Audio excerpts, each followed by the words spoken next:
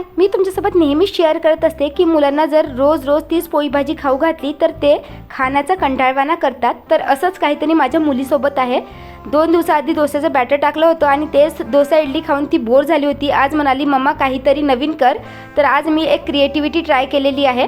तर इथे मी रोज डोसा ट्राय केला आहे आणि त्याचीच रेसिपी तुमच्यासोबत शेअर करत आहे. तर मी इथे डोशाच्या बॅटरमध्ये एका वाटीमध्ये थोडंसं बीटरूटचं रस ॲड केला आहे आणि एका वाटीमध्ये थोडंसं पालकाचं ज्यूस ॲड केला आहे. नंतर जे बीटरूटचं बॅटर आहे त्यापासून मी तव्यावर जाड्या लाईननुसार डोसे टाकलेले आहे आणि त्यानंतर ते डोसे आपल्याला व्यवस्थित काढून व्हिडिओत दाखवल्याप्रमाणे एकमेकाला गुंडाळायचे आहे, जेणेकरून त्याला गुलाबाचा शेप येईल आणि त्यानंतर तो शेप टिकून राहावा त्यासाठी मी तव्यावर छोटे छोटे हिरव्या बॅटरचे डोसे टाकलेले आहे आणि त्यावर जे छोटे छोटे गुलाब बनवलेले होते ते ठेवलेले आहे, जेणेकरून ते एकमेकाला चिपकावं आणि सुंदर रोजचा शेप यावा.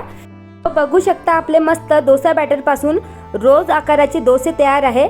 एकदम दिसायला गुलाबासारखेच दिसत आहे ना. अशा प्रकारे काहीतरी क्रिएटिव्ह करून लहान मुलांना खाऊ घातलं ना तर न खाणारा मुलगाही आवडीने खाईल.